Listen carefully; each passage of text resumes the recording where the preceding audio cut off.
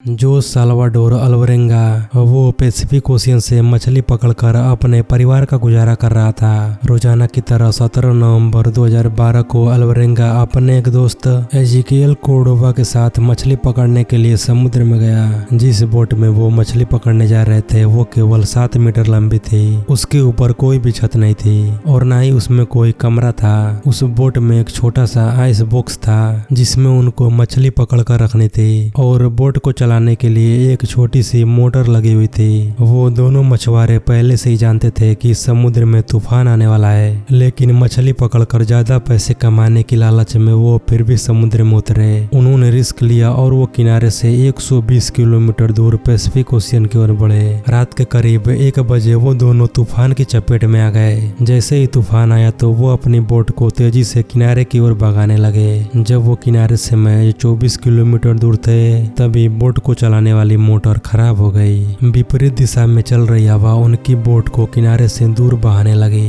और उनकी बोट गहरे समुद्र की ओर बढ़ने लगी। 5 दिनों में हवा का बहाव उन्हें किनारे से 450 किलोमीटर दूर बहा ले गया। उन दोनों के सामने चारों दिशाओं में केवल नीला समुद्र ही दिखाई दे रहा था। ऐसी परिस्थिति में वो अपने आप को मछली, कछुए और समुद्री पक्षी को खाकर अपने आप को जिंदा रख पा रहे थे। उनके नाव में कुछ बोतलें पड़ी हुई थी जिन बोतलों में वो बारिश का पानी इकट्ठा कर लेते थे और उसको ही पीते थे। लेकिन जब बारिश नहीं होती तो उन्हें ज्यादातर कछुओं का खून पीकर या फिर खुद का यूरिन पीकर ही अपनी प्यास बुझानी पड़ती थी। सोचकर देखो कि उस समय उन दोनों को कैसा लग रहा होगा। धीरे धीरे 4 महीने गुजर गए। अल्वरेंगा के दोस्त कोर्डोबा ने जीने की आस छोड़ दी और इस वजह से उसने खाना पीना भी बंद कर दिया, जिसके परिणाम स्वरूप उसका शरीर कमजोर होता गया। कोर्डोबा इतना कमजोर हो गया कि उसकी जीवन लीला ही समाप्त हो गई। अल्वरेंगा के साथ उसका इकलौता साथी भी उसका साथ छोड़कर जा चुका था। अब विशाल पैसिफिक ओशियन में अल्वरेंगा बिल्कुल अकेला था। दूर दूर तक उसे पानी के अलावा और कुछ भी दिखाई नहीं दे रहा था। फाइनली 30 जनवरी 2014 को उसे पानी में तैरते हुए कुछ नारियल दिखाई दिए। अल्वरेंगा समझ गया था कि जमीन कहीं आस पास ही है और उसे एक आइलैंड मिला। अल्वरेंगा ने बोट से जंप किया और तैरते हुए उस टापू पर पहुंच गया। 438 दिनों तक पानी में रहने के बाद उसे जमीन पर रहने का सौभाग्य प्राप्त हुआ। उस टापू पर उसे एक घर नजर आया और उसने घर का दरवाजा नॉक किया। ये लम्हा अल्वरेंगा के लिए सबसे खूबसूरत लम्हों में से एक था, जिसमें उसकी इतनी महीनों बाद किसी इंसान से मुलाकात हुई। उसके बाद अल्वरेंगा को सुरक्षित उसके घर पहुंचाया गया। ये बड़ी ही आश्चर्यचकित कर देने वाली घटना थी कि आखिर कोई कैसे 438 दिनों तक एक नाव में बीच समुद्र में अकेले जिंदा रह सकता है। इस वीडियो में आप इतिहास की ऐसी दिलचस्प घटनाओं के बारे में जानोगे जो आपको हैरान कर देगी। Number 1, Stefania Gutierrez Lazaro. Stefania 1990 में करीब 18 साल की थी और उसने कॉलेज जाना शुरू ही किया था और कॉलेज जाने के साथ साथ उसके बर्ताव में बड़े अजीब से चेंजेस आने लगे थे। वो अपने घर वालों के साथ बड़ा ही अजीब सा बर्ताव करने लगी थी, यहाँ तक कि वो कई बार अपने घर वालों की जान लेने की भी कोशिश करती। उसकी ऐसी हरकतों से उसका पूरा परिवार डरा हुआ था। उनको कुछ भी समझ नहीं आ रहा था कि आखिर स्टेफानिया को हुआ क्या है, वो ऐसा बर्ताव क्यों कर रही है। उसके घर वालों ने स्टेफानिया को कई डॉक्टरों को भी दिखाया, लेकिन डॉक्टरों को भी कुछ समझ नहीं आ रहा था कि आखिर इसको कौन सी बीमारी है। धीरे धीरे करके दिन प्रतिदिन स्टेफानिया की हालत बिगड़ती जा रही थी। एक दिन जब स्टेफानिया के घर वाले उसके कमरे की जांच कर रहे थे तो उन्हें पता चला कि वो काले जादू की प्रैक्टिस करना सीख रही थी। उसके रूम में उन्हें काले जादू से रिलेटेड कई सारी किताबें मिली। 13 जुलाई 1991 को स्टेफानिया ने अपनी बहन पर हिंसक रूप से हमला किया और उसके अगले दिन 14 जुलाई को उसको एक अजीब सा दौरा पड़ा, जिसके बाद वो कोमा में चली गई। उसके माता पिता तुरंत उसको हॉस्पिटल लेकर गए, जहाँ पर करीब 3 हफ्ते तक उसको रखा गया। सब कुछ ठीक चल रहा था। हॉस्पिटल में उसे किसी भी तरह का दौरा नहीं पड़ा। उसके पेरेंट्स भी खुश थे कि शायद अब स्टेफानिया ठीक हो गई है, लेकिन तब भी एक दिन अचानक उसकी मौत हो गई। लेकिन स्टेफानिया के मौत के बाद उसके घर वालों की समस्या और ज्यादा बढ़ गई। जिस कमरे में स्टेफानिया रहती थी वहां से रात को अजीब अजीब सी आवाजें आने लगी। उनके घर में ऐसी ऐसी एक्टिविटीज होने लगी जिसको देखकर कोई भी इंसान डर जाए। 1 नवंबर 1993 को स्टेफानिया की मृत्यु के करीब 2 साल बाद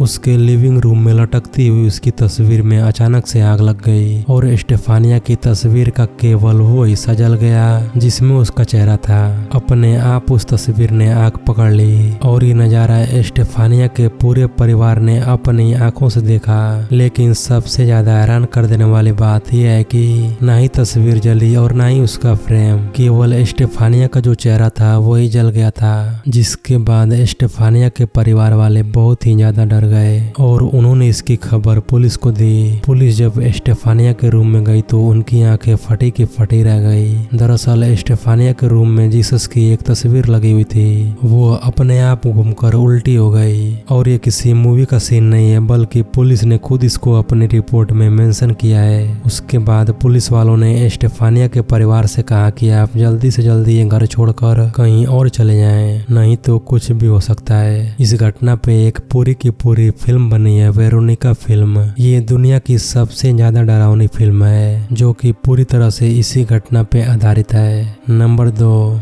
भोपाल गैस ट्रेजेडी।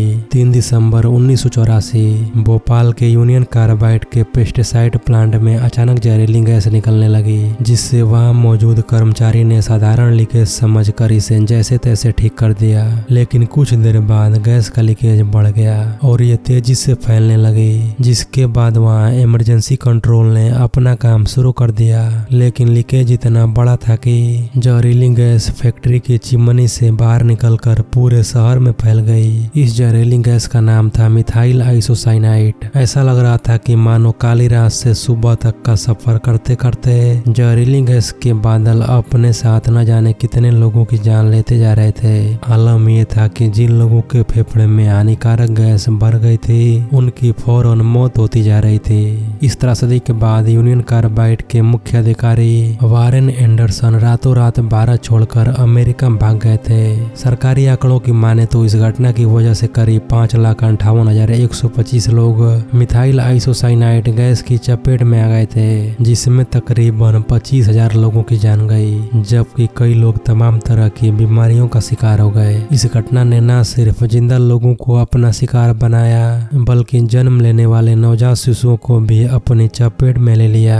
कहते हैं कि जिन बच्चों ने जन्म लिया उनमें से कई विकलांग पैदा हुए और ये सिलसिला आज भी बरकरार है। दिल दहला देने वाला ये हादसा इतना भयानक था कि साल 2014 में इस पर एक फिल्म बनाई गई जिसका नाम है भोपाल ए प्रेयर फॉर रैन। जब इस मामले की जांच शुरू हुई तो सामने आया कि वहां के सुरक्षा उपकरण खराब थे, साथ ही पाइपलाइन की रिपेयरिंग भी नहीं हुई थी। एक छोटी सी गलती कई लोगों के मौत का कारण बनी। Number 3, Shanti Devi Indian rebirth story. 11 दिसंबर 1926 को दिल्ली में शांति देवी का जन्म हुआ था। जन्म के लगभग 3 सालों तक वो कुछ भी बोल नहीं पाती थी, लेकिन जैसे ही वो 4 साल की हुई तो उसने ये दावा करना शुरू कर दिया कि वो जिस घर में पैदा हुई है वो उसका असली घर नहीं है। उनका कहना था कि उनका असली घर दिल्ली से 160 किलोमीटर दूर मथुरा में है। शांति देवी ने अपने पेरेंट्स से अपने पास्ट लाइफ के हस्बैंड और बच्चे की भी बातें बताई। हालांकि पास्ट लाइफ के बारे में तो बहुत से लोग दावा करते हैं, लेकिन शांति देवी की बात कुछ और ही थी। वो चीजों को बहुत ही ज्यादा डीपली बता रही थी। शांति देवी ने बताया कि उनके हस्बैंड जो मथुरा में रहते हैं उनकी एक कपड़ों की दुकान थी और इतना ही नहीं, उन्होंने ये भी कहा कि उनका एक बच्चा था जिसको जन्म देने के 10 दिन बाद उनकी मृत्यु हो गई। यदि आपसे कोई 4 साल का बच्चा ऐसी उठपटांग बातें करेगा तो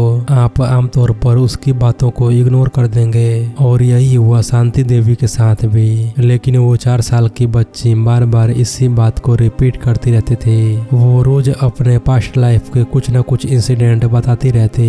वो कहती कि उनके पास्ट लाइफ के हस्बैंड फेयर थे, उनके लेफ्ट गाल पे एक बड़ा सा स्पॉट था और वो चश्मा पहनते थे।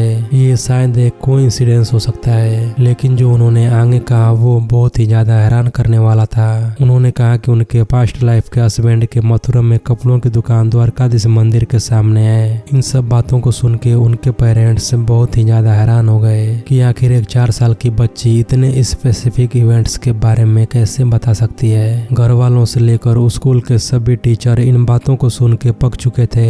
एक दिन उनके स्कूल के हेड मास्टर ने सोचा कि वो मथुरा जाके इसका सच पता करेंगे। जब वो मथुरा पहुंचते हैं तो बड़ी छानबीन करने के बाद उनको एक व्यापारी के बारे में पता चलता है जिसकी बीबी लुगड़ी देवी 9 साल पहले एक बच्चे को जन्म देने के 10 दिन बाद मर चुकी थी। यहाँ तक कि जो क्लेम शांति देवी ने किए थे वो सारे फीचर उस व्यापारी में थे। इन सारी घटनाओं को अपनी आंखों के सामने देखने के बाद हेडमास्टर ने सोचा कि वो केदारनाथ चौबे और शांति देवी को मिलवाएंगे। लेकिन यहाँ पे हेडमास्टर ने एक चाल चली। उन्होंने केदारनाथ को कहा कि आप अपने बड़े भाई के रूप में शांति देवी को मिलने जाएंगे। लेकिन जैसे ही वो शांति देवी के सामने आए तो शांति देवी ने उन्हें तुरंत पहचान लिया। यहाँ तक कि उन्होंने केदारनाथ को ही नहीं बल्कि उनके साथ आए उनके बेटे नवनीत लाल को भी पहचान लिया। ये बड़ी हैरान कर देने वाली बात थी। शांति देवी की स्टोरी इतनी फेमस हो रही थी कि मीडिया और कई सारे रिसर्चर्स इसको कवर करना चाहते थे।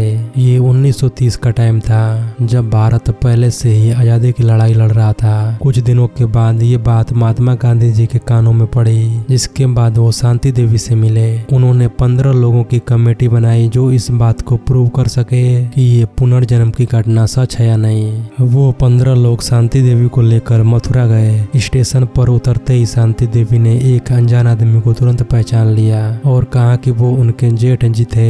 कमेटी में मौजूद हर आदमी आश्चर्यचकित हो गया क्योंकि वो आदमी सच में केदारनाथ चौबे का बड़ा भाई बाबूराम चौबे था। इसके बाद एक ड्राइवर को शांति देवी ने खुद की मेमोरी से अपने घर तक का रास्ता बताया और इसी के साथ साथ उन्होंने ये भी बताया कि वहाँ पे क्या क्या नए नए चेंजेस आए थे और वो जो बातें बता रही थी वो सब सच थी। अपने घर पहुँचते ही उन्होंने भीड़ में से एक बूढ़े आदमी के पैर छुए और वो बूढ़ा आदमी और कोई नहीं बल्कि शांति देवी जी का ससुर था। इस घर में पहुंचने के बाद शांति देवी ने और भी बहुत सारी चीजें बताई जो बिल्कुल सच थी। ऐसे शॉकिंग इवेंट्स अपनी आंखों से देखने के बाद कमेटी ने यह कंफर्म किया कि शांति देवी ही लुगड़ी देवी का पुनर्जन्म है। जिसके बाद ये खबर पूरी दुनिया में आग की तरह फैल गई। किसी को भी इस बात पे यकीन नहीं हो रहा था, लेकिन ये घटना एक सच्ची घटना थी जिसने पूरी दुनिया को हैरान परेशान कर दिया। तो दोस्तों आज के लिए इतना ही। मिलते हैं अगले किसी ऐसे हिस्टोरिकल वीडियो के साथ।